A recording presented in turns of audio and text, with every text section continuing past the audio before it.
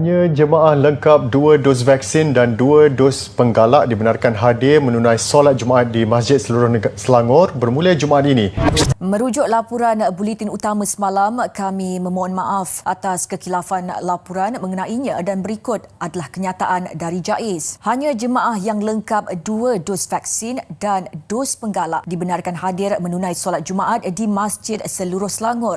Assalamualaikum guys, welcome back. Aku dapat info semalam pasal peraturan baru dekat Selangor yang mana setiap jemaah masjid diwajibkan lengkap dos pertama dan kedua sebelum kita dibenarkan untuk masuk solat berjemaah dekat masjid ataupun surau. So yang tu tak apalah sebab kebanyakan yang pergi tu pun memang dah lengkap dah dos pertama dan kedua. Cumanya korang kena pastikan dos pertama dan kedua korang tu lengkap dengan booster ketiga. Kalau tak, maksudnya korang tak lengkap dan tak boleh masuk dalam masjid. Cakap berbelit macam government.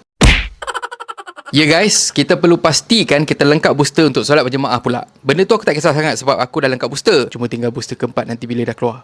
Pada aku lagi suka ambil peringkatan untuk compare antara negeri Selangor atau secara spesifiknya Malaysia dengan sebuah negara yang aman makmur di pesada dunia, iaitu negara Dua Butir. Klip yang korang tengok sekarang ni diambil dekat negeri Pasir Berdengung yang terletak dekat negara Pasir Dua Butir. Ini ialah suasana dekat sebuah acara yang dianjurkan oleh persatuan dekat sana yang kebetulan nama sama dengan parti politik dekat Malaysia, iaitu Perikatan Nasional. Dekat dalam video ni jelas menunjukkan yang masing-masing bebas tanpa perlu pening untuk fikir pasal pandemik sebab negara Dua Butir ialah negara pertama di dunia yang tutup pintu dorang dan tak benarkan C-19 untuk masuk ke negara dorang. Pasport C-19 tak diiktiraf kat sini. Oh, Encik C-19, selamat datang ke Malaysia. Dekat negeri Pasir Berdengung ni, kita tak perlu risau pasal penjarakan fizikal dan kita akan kekal sihat tanpa perlu fikirkan apa-apa sebab mereka yang kita tengok dekat dalam video ni memang tak boleh fikir sebab tak ada otak. Kalau sebelum ni, aku faham dan aku terima nasihat daripada kerajaan bila kata dorang terpaksa sekat jumlah pelawat dekat masjid sebab takut timbul fitnah. Fitnah macam mana? Misal katalah satu masjid positif, non-Muslim dengan puak-puak liberal mulalah acah-acah salahkan kluster masjid yang buatkan kes jadi lagi teruk. Tapi masalahnya cakap tak semua bikin. Dekat satu tempat, kau beria suruh ikut SOP dan sebagainya, tapi terang lagi bersuluh, bila bab kuasa dan pengaruh, tiba-tiba semua orang boleh rapat, semua orang boleh cium mulut. Aku masih lagi setuju untuk kita jaga SOP dekat masjid.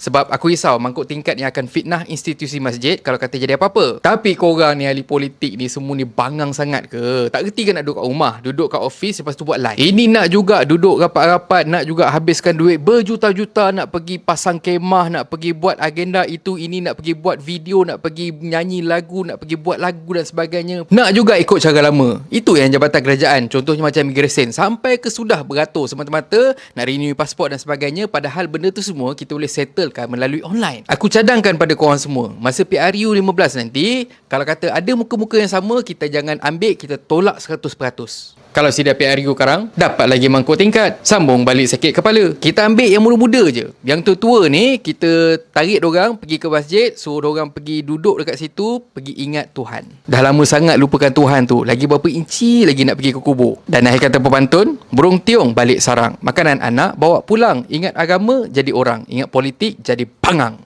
Dan kalau korang suka konten yang ada dalam channel ni, please consider to subscribe. Okay, so thank you very much for watching and have a nice day. Assalamualaikum.